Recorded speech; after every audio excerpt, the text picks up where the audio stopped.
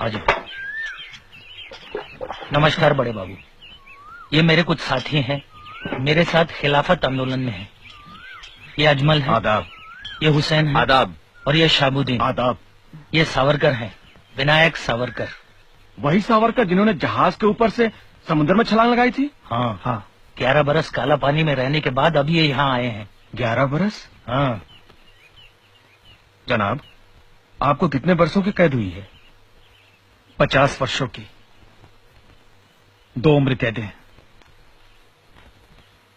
क्या मैं आपसे बात पूछ सकता हूँ? पूछिए। आप वंदे मातरम और भारत माता की जय के नारे क्यों नहीं लगा? हम इस तहरीक में इसलिए शामिल हुए हैं कि अंग्रेज तुर्की पर अपना कब्जा न जमाए। उन्होंने तुर्की को युद्ध में जीता है, मगर वहां के बादशाह को हम अपना खलीफा मानते हैं। वो इस्लाम की नुमाइंदगी करता है और अंग्रेजों को क्या हक है कि वहां की हुकूमत को बर्खास्त कर दे? इसीलिए दुनिया भर के मुसलमान एहतजाज कर रहे हैं। गांधी जी तो मुसलमान नहीं, वो फिर भी तुम्हारी मदद कर रहे हैं। तभी तो हम उनके शुक्रगुजार हैं। मगर गांधी जी तो अहिंसावादी हैं, वो तो हथियार उठाने के विरोधी हैं। क्या तुम भी हो? नहीं, हम मुसलमान हैं। अगर वक्त आया तो हम हथियार भी उठाएंगे। अगर तुम गांधी जी की शिक्षा ही नहीं मानते तो उनके साथ क्यों हो?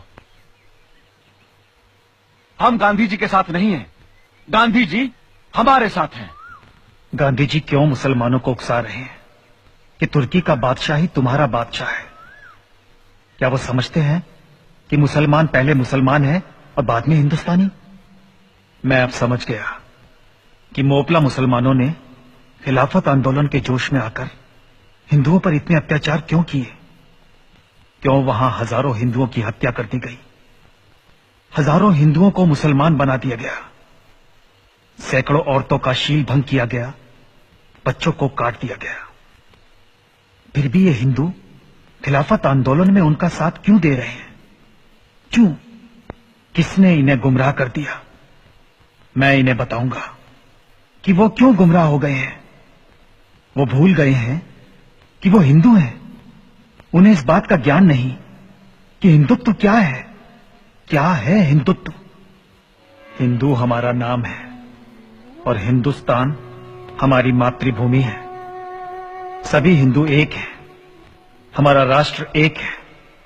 एक राष्ट्र, एक जाति और एक संस्कृति के आधार पर ही हम हिंदुओं की एकता आधारित।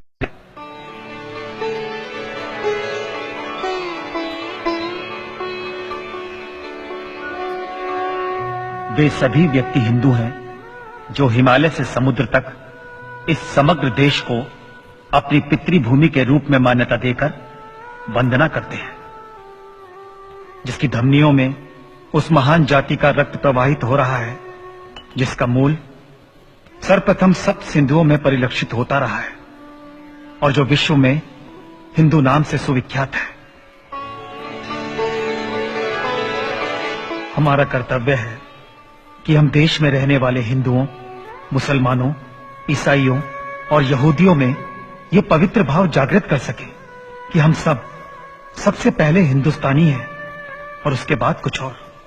भारतीय राष्ट्र का सारभूत विवेचन जो इस काल कोठरी में किया गया, वो सीखचों के बीच में से कैसे बाहर निकल गया और कैसे प्रकाशित होकर लोगों के पास पहुंचा, किसी को कुछ पता न चला।